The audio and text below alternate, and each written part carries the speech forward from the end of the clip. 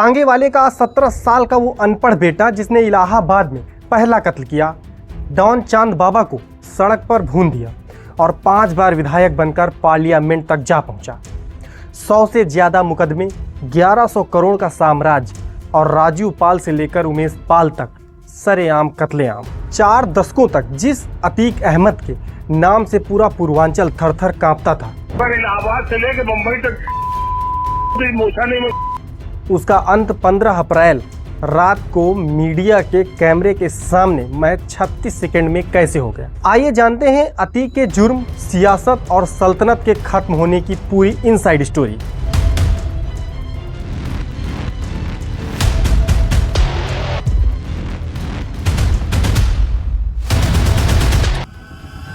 कहानी शुरू होती है 10 अगस्त 1962 को इलाहाबाद के चकिया इलाके से। फिरोज अहमद नाम के एक तांगे वाले के घर जन्म हुआ अतीक अहमद।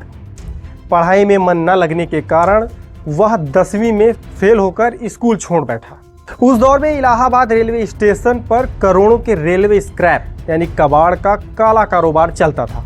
1979 में उस पर पहला केस दर्ज हुआ। इलाहाबाद के पुराने शहर में उस वक्त शौकत इलाही उर्फ चांद बाबा का खौफ था। अतीक समझ चुका था कि अगर शहर पर राज करना है तो चांद बाबा को खत्म करना होगा।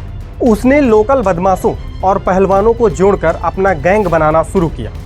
1989 में अतीक ने समझा कि लंबे समय तक कानून से बचने के लिए राजनीति का कवच जरूरी है। 27 साल की उम्र में उसने इलाहाबाद पश्चिम सीट से निर्दलीय विधायक का चुनाव लड़ा। सामने खड़ा था डॉन चांद बाबा। अतीक चुनाव जीत गया, लेकिन नतीजे आने के कुछ ही दिनों बाद भरी सड़क पर चांद बाबा की गोलियों से भूनकर हत्या कर दी गई। चांद बाबा का अंत होते ही अतीक प्रयागराज का नया आका बन गया। इसके बाद अतीक लगातार 5 बार 1989 से 2002 तक विधायक रहा। 2004 में उसने समाजवादी पार्टी से टिकट पर फूलपुर लोकसभा से चुनाव जीता। यही वह सीट थी जहां से देश के पहले प्रधानमंत्री पंडित जवाहरलाल नेहरू सांसद बने थे। सांसद और विधायक रहते हुए अतीक अहमद के जुर्म का साम्राज्य चरम पर पहुंच चुका था। यूपी पुलिस की फाइलों में गैंग का आधिकारिक कोई रिकॉर्ड दर्ज नहीं था। यूपी पुलिस की फाइलों में उसके गैंग का आधिकारिक कोड दर्ज हुआ। अतीक इस गैंग का सरगना था और उसका भाई अशरफ इसका सेकंड इन कमांड। अतीक के सनक और भौकाल का सबसे बड़ा उदाहरण साल 2001 में देखने को मिला, जब कानपुर के एक मर्डर केस में अतीक को कानपुर कोर्ट में पेश होना था, तो वह 2-4 गाड़ियों से नहीं निकला।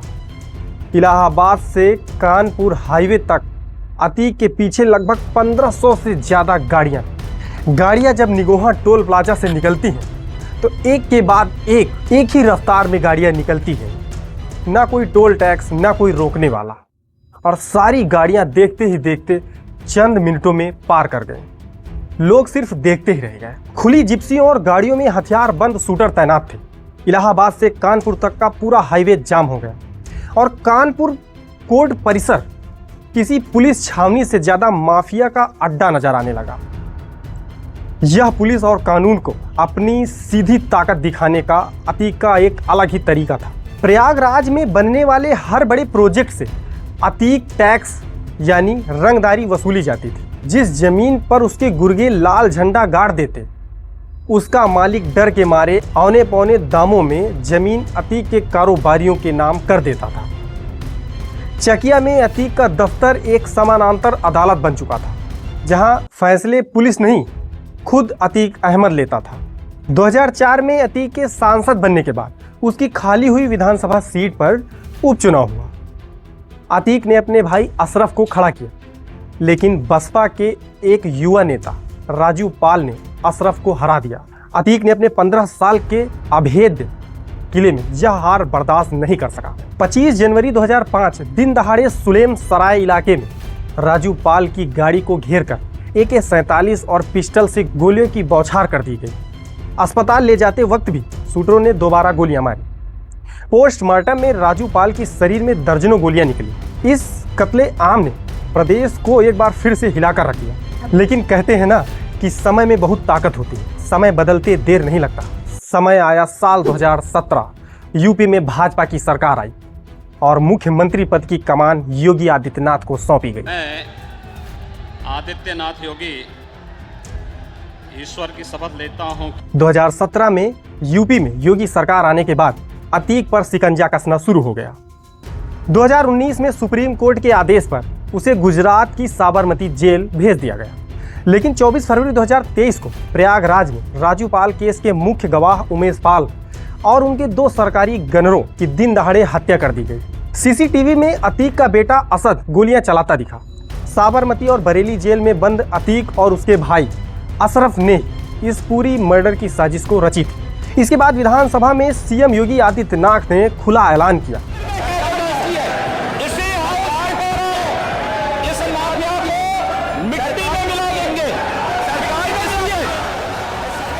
13 अप्रैल 2023 को यूपी एसटीएफ ने झांसी में अतीक के बेटे असद को एनकाउंटर में मार गिराया। असद के दफन होने के 2 दिन बाद 15 अप्रैल 2023 की रात करीब 10:30 बजे पुलिस अतीक और अशरफ को प्रयागराज के काल्विन अस्पताल ले जा रही थी।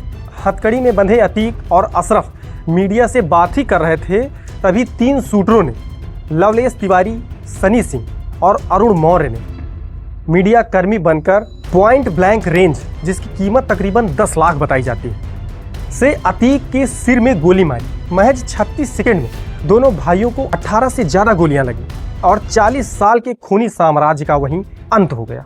अतीक की मौत के बाद उसकी 1100 करोड़ से ज्यादा की अवैध संपत्ति जब्त कर ली गई। तांगे वाले के बेटे से पूर्वांचल का आका बनने का और फिर सड़क पर ढेर होने की यह कहानी इस बात का सबूत है कि जुर्म की राह चाहे कितनी भी ताकतवर दिखे, उसका अंत हमेशा तबाही ही है। धन्यवाद।